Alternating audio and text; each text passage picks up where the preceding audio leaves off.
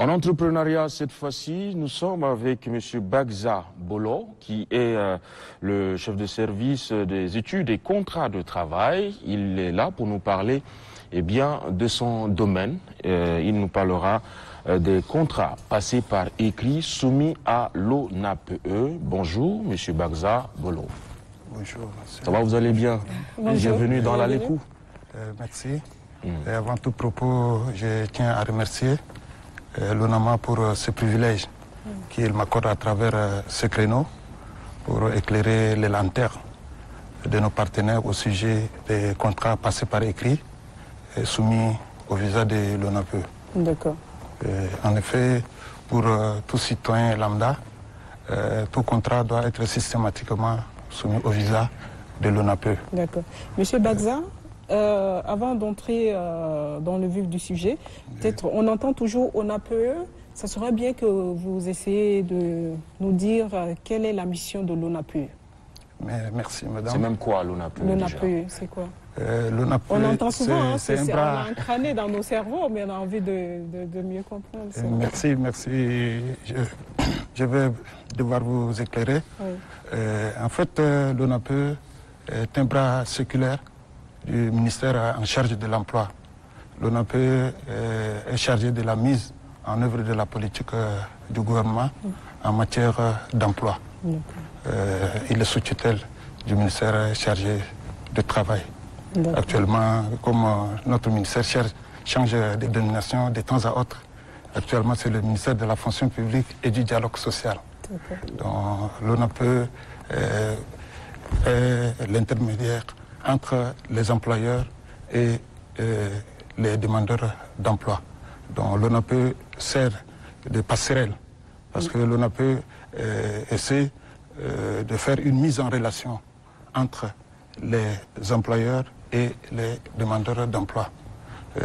Pour les communs des mortels, c'est que l'ONAPE doit offrir de l'emploi.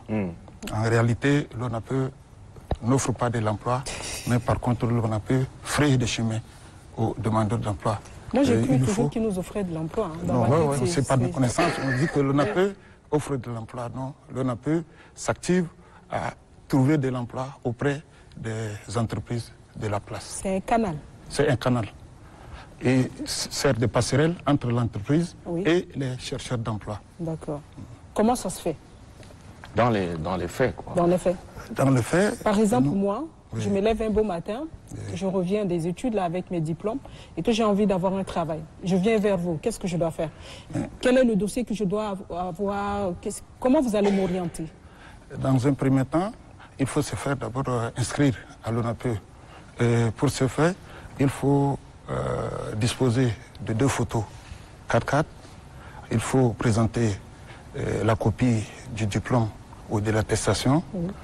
Au besoin, si vous avez la carte d'identité nationale ou, à défaut, l'acte de naissance pour vous faire enregistrer. Il y a une carte rose qu'on appelle la carte de demandeur d'emploi. C'est cette carte qui doit vous donner accès à postuler. Et nous, qu'est-ce que nous faisons? Nous avons des conseillers emploi qui se déploient sur le terrain à quête de postes vacants. C'est au retour, lorsque les entreprises nous font connaître leurs besoins, que nous portons à la connaissance du public. Nous avons un babillard qui sert d'information à tout employeur. À partir de là, il y a des critères qui sont définis, par rapport au poste et au profil. Et nous avons notre manière de faire, nous avons notre technique à nous. Et si l'entreprise a demandé par exemple 5 personnes, nous ne pouvons pas envoyer 5 personnes. Et dans la base de données, nous sélectionnons plus de 5, quitte à l'entreprise de procéder au tri. Parce que nous n'assistons pas à la phase de recrutement. Nous, tout ce que nous faisons, c'est le vivier que nous mettons à la disposition de l'entreprise selon le profil sollicité. Nous avons pile de profils dans notre base de données. Si vous avez besoin de tel domaine, donc nous repartons dans notre base de données pour extraire ce dont vous avez besoin. Et maintenant, il revient à l'entreprise de procéder au recrutement tenant compte maintenant des critères les plus méritants. Alors, si on revient au contrat maintenant, c'est ça? Avant de revenir sur les contrats très rapidement, à bien vous comprendre, l'ONAPE sert d'interface entre les entreprises qui cherchent des postulants et des demandeurs d'emploi. Dans les faits, une fois de plus, pour mieux comprendre comment ça se passe exactement, parce que on sent que l'ONAPE est à des années-lumière de ces milliers de demandeurs d'emploi, ces chômeurs qui battent le pavé, qui donnent de la voix, qui manifestent tout le temps, et pourtant l'ONAPE est là. Est-ce que vous communiquez vraiment autour des attributs de l'ONAPE? Oui, c'est bien vrai. Il se pose réellement un problème de communication. Le responsable en charge de l'office, vous allez constater que depuis un certain temps, il y a pas mal de sorties pour ne serait-ce que vulgariser les objectifs de l'ONAPE. Vous savez, il est un peu difficile à l'ONAPE seul de frayer de passage à ces jeunes. Comme je vous le disais, nous ne venons qu'en appui au gouvernement. Si déjà les entreprises de la place ne peuvent pas faire confiance à ces jeunes qui sortent fraîchement du système éducatif, il leur serait un peu difficile de s'insérer dans la vie socio-active. Parce qu'il faudrait que nos employeurs puissent faire d'abord confiance à nos jeunes. Parce qu'ils ont aussi leur talent. Il faudrait qu'on leur donne cette possibilité de se mettre en exerce. Et vous allez comprendre que pour la plupart des cas, les entrepreneurs tchadiens ont de l'attrait pour l'étranger. Ouais. C'est dit, on veut beaucoup plus valoriser le diplôme extérieur par rapport au diplôme national. Donc c'est un travail à faire. Il faudrait qu'il y ait cette conscience. Il faudrait que nous, même chefs de famille, c'est-à-dire parents de ces jeunes, leur donnons cette opportunité de se mettre en valeur. Alors, tellement que l'ONAPE fait des choses qu'on ne comprend pas beaucoup, hein, la grande population ignore encore. Oui. On est en train de parler de l'ONAPE en général, mais je pense qu'il y a un sujet précis qui vous a amené, on s'excuse de vous traîner un peu dans les généralités. Non, c'est important. C'est juste pour comprendre. Okay. On veut savoir d'où vous venez, comme ça on chute sur l'essentiel. Il n'y a pas de souci. Revenons donc à votre sujet. Les contrats passés par écrit soumis au visa de l'ONAPE, vous disiez à l'entame que tout contrat est censé avoir le visa de l'ONAPE. Est-ce que c'est le cas? Pratiquement. A priori, nous disons oui, mais à fortiori, non. Pourquoi? Parce qu'il y a une frange de contrats passés par écrit pour lesquels le visa de l'ONAPE est obligatoirement requis avant tout début d'exécution. Quel type de contrat? Là, le Code du travail, en son article 67, énumère ce genre de contrat passé par écrit. Nous avons dans un premier temps le contrat à durée indéterminée. Nous avons le contrat conclu avec les travailleurs de nationalité étrangère. C'est-à-dire, là, pour que le contrat soit même visé, il faut d'abord une autorisation d'emploi préalable. Et cette autorisation, elle est payante. C'est aux frais de l'employeur. Nous avons une troisième catégorie de contrats nécessitant l'installation d'un travailleur hors de son lieu de résidence. C'est le cas de la migration de la main-d'œuvre. Lorsqu'on fait partir les Tchadiens travailler à l'étranger, il faudrait que ce contrat soit connu par l'ONAPE.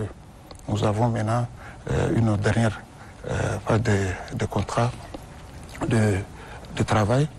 Ça, c'est les contrats qui sont à durée déterminée, mais à terme précis, dont la durée commence à courir à partir de 6 mois et plus. Et là, il faut reconnaître que ce n'est pas tous azimuts les contrats qui sont soumis au visa de l'ONAPE. C'est-à-dire les contrats en deçà de 6 mois ne sont pas connus de l'ONAPE. Ils sont libres d'être contactés par les partis.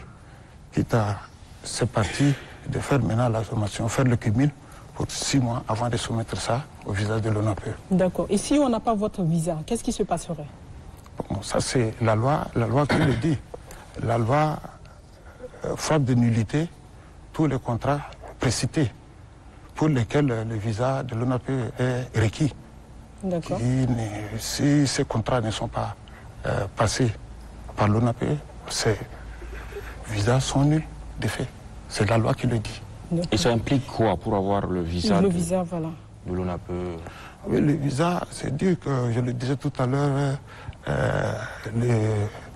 le contrat en tant que tel doit être connu de l'ONAPE et porté à la connaissance de l'inspection du travail. Vous voyez, dans le cadre des visas de contrat de travail, il faut produire 4 exemplaires de ce contrat en original, une copie d'une pièce d'identité attestant la nationalité et un certificat médical qui doit prouver l'aptitude physique de celui-là qui doit tenir le poste.